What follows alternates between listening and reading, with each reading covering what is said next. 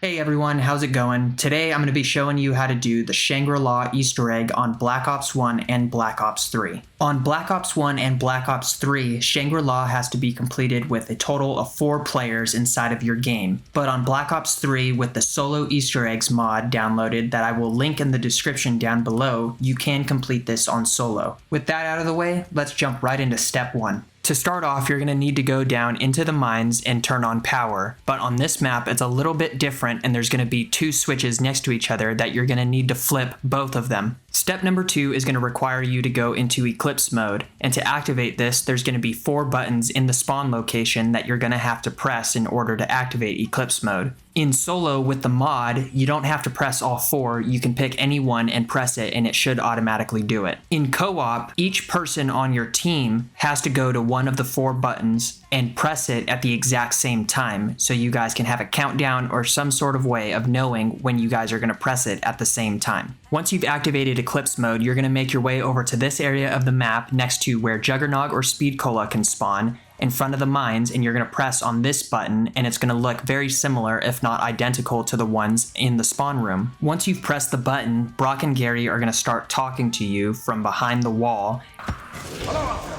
Hello! Whoa, I made it glowy. Hey, somebody in there! We are stuck behind some kind of mechanism. Whatever you did moved it slightly. We really could use some help here. And there's going to be these little tiles that spawn on the floor, and you're just going to need to go and stand over top of them in solo, and they should disappear automatically for you. In co-op, you actually only need 2 people to complete this step of the Easter egg. You have one person on the side where you originally pressed the button to hear the dialogue, and you have another person on the other side of spawn near the mudroom. When the tiles spawn, you guys are going to need to match symbols to each other in order to make the tiles disappear. So you'll have one person step on the tile to reveal a symbol, then step off and have the other person do the exact same thing until you find the tile that matches the symbol that original player was on. When you both are standing on the correct tile, the tile should sink into the floor and disappear. If you both are standing on opposite tiles and the symbols don't match, then all of the tiles will reset, including the ones that you've already done. So then you'll just have to go back and do it again. This step is on a timer, but you should have more than enough time to complete the step. And it should also be done while in Eclipse mode, otherwise the step will not complete. Here are the locations for the tiles on both sides of spawn. There are 2 that spawn in front of the perk machine right to your right after pressing the button, and 1 slightly to the left, so 3 in total in this area. 1 in the walkway going back up towards spawn. Another 2 just to the right of that, also in the walkway going towards spawn. Continue heading up the hill from there and you will also see 4 more directly in the path in front of you. The last 2 should be directly in front of the geyser coming up from the mines. On the other side of spawn, coming outside of the mud rooms, there's going to be 3 right in front of the bridge. Going across the bridge, just in front of that side, there's going to be 9 jumbled together just before going down to power. Once you've stood on all 12 symbols, if you go back over to where the button is, Brock and Gary should have more dialogue for you to hear. Oh, there's some kind of crystal rising from the floor. Well, I have no idea what that is. Look at this. There's a passageway below. We have to push on to have any chance of escape. Thanks, whoever you guys are.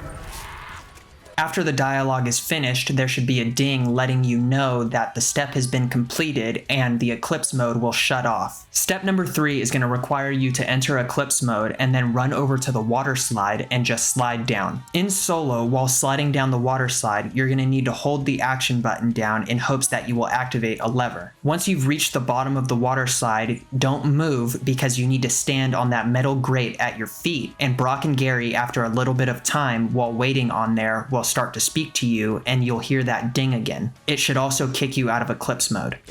That's it. His leg is free and the way is clear.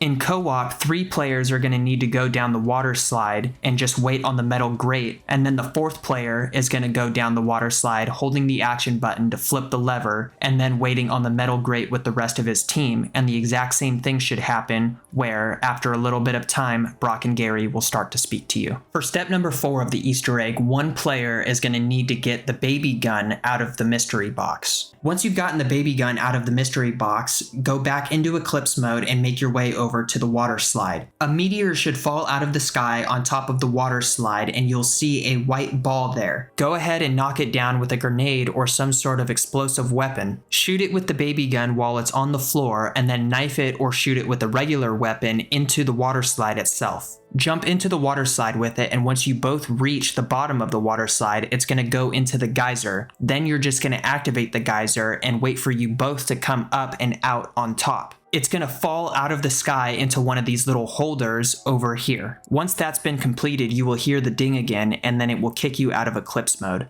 Step number 5 is going to require you to get a Napalm zombie to spawn into the map. Once you've gotten the Napalm zombie to spawn into the map, you're going to go re-enter Eclipse mode and then bring him to the entrance of the mines right over here. After bringing him to the entrance, you're going to go twist this wheel 4 times. Now there should be 4 gas leaks inside of the mines. Get the Napalm zombie to walk through all 4 gas leaks, lighting them on fire. And here are the 4 locations for those gas leaks. The first one is going to be right at the entrance of the mines. The second one is going to be in the corner between the mystery box and the geyser. The next one is going to be right in front of this perk location going towards power. And the final one is going to be in front of the door going into power. Once you've gotten all of them lit on fire, run all the way back over to where you originally turned the wheel, and right next to it there should be a lever, and you're just going to flip that downward. There should be some dialogue from Brock and Gary, and then after that has been finished, it will kick you out of Eclipse mode.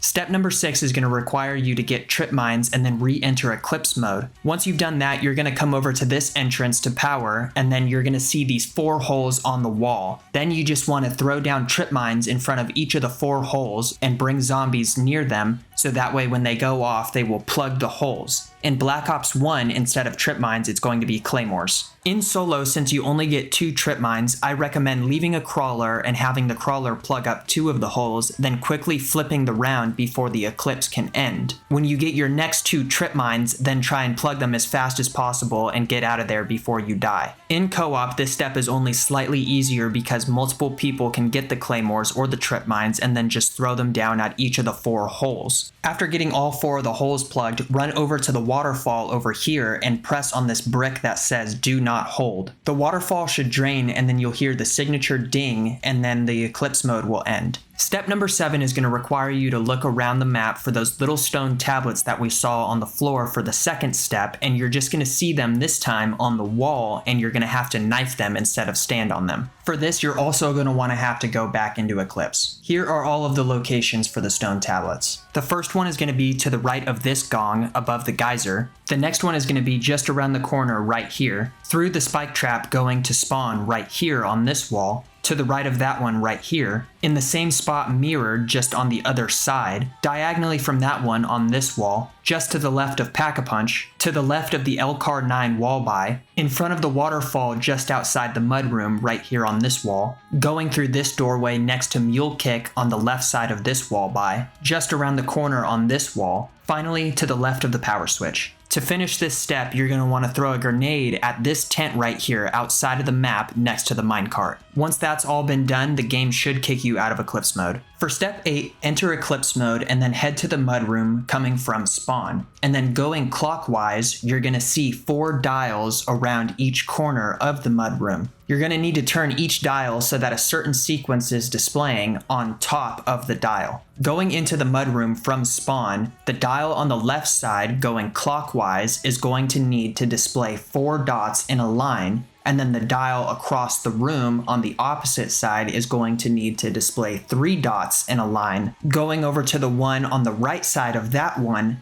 is going to need to display a C, L, and then a dot. The one across the room from that behind you is going to need to display 1 dot. To know you've completed it, again, you will hear that ding and the game will kick you out of Eclipse mode. Step number 9 is going to require you to knife 4 gongs in the correct order. The order is going to be different in every single game, which makes this step difficult because then it's just a bunch of trial and error. There are, however, only 8 gongs in the entire map, and you only need to get 4 in the correct order. The way to know if you've got the gongs in the correct order is if when you knife a gong, if the balls above you on the little stands don't glow red. If they glow red and your character says a quote saying something like, "Oh, that sounded terrible," then you'll know you've done it wrong and you'll need to start again. That doesn't sound right.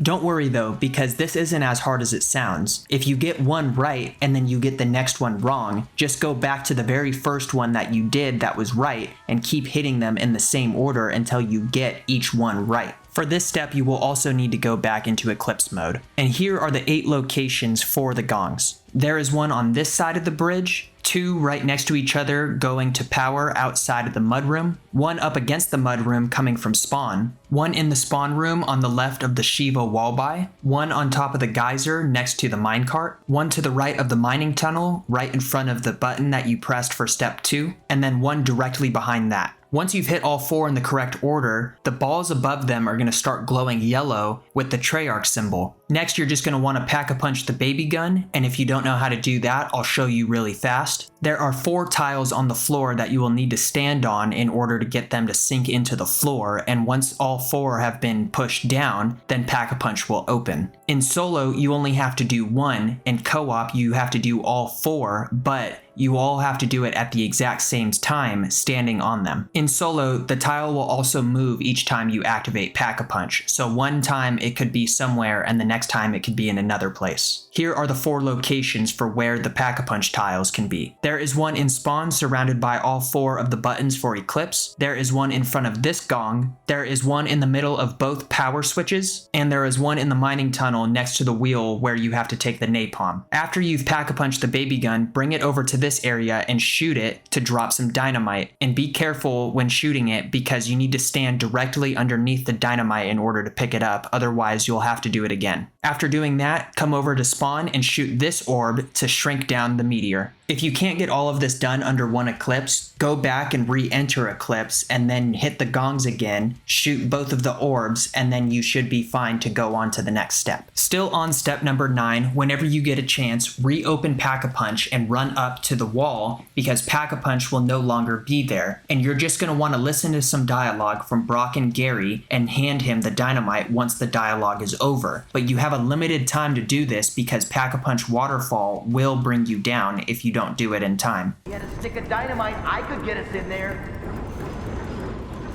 Well, unless you brought some, I think we're not getting any further. I had some in my bag. I dropped it when we were attacked by the horde of zombies.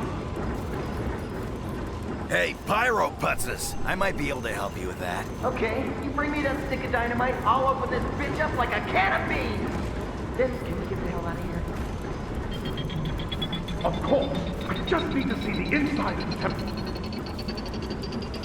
All right, here we go. After handing him the dynamite, if you check your inventory, it should no longer be there and you'll exit Eclipse mode. Step number 10 is going to require you to not enter Eclipse mode for once in this Easter egg and reactivate Pack-a-Punch, and once you've reactivated it, go up to the top where he blew the wall and you can pick up the focusing stone. Once you've picked up the focusing stone, you will be awarded with all perks on the map and you will have completed this Easter egg. Hey, that's pretty good. If you do this in solo with the mod active, that's the end of the Easter egg, and congratulations. In co-op, it's a little bit different because yes, while you did technically do the Easter egg, if all of the players in the game want to get all of the perks from doing it, you would have to go through and do the Easter egg 3 more times in that same game, because the only person who gets all of the perks on the map is the one who picks up the focusing stone. If you did want to restart the Easter egg in co-op, a radio should have flushed down with you after activating Pack-a-Punch for that final time. Just listen to the radio for all of its dialogue, and after that you should be able able to start step 1 once again. After completing this Easter egg, you will also receive the achievement, Time Travel Will Tell. This achievement should also appear in Black Ops 1. I really want to thank each and every single one of you for watching this video today. I know Shangri-La has been out for a long time, but these steps can be very difficult, and for anyone who needed a refresher or is still new to zombies, then this is the perfect guide, and I hope it helps you all a lot. For my next video, I'm going to be making a moon Easter egg guide, and I hope to see you all in that one. Have a great day.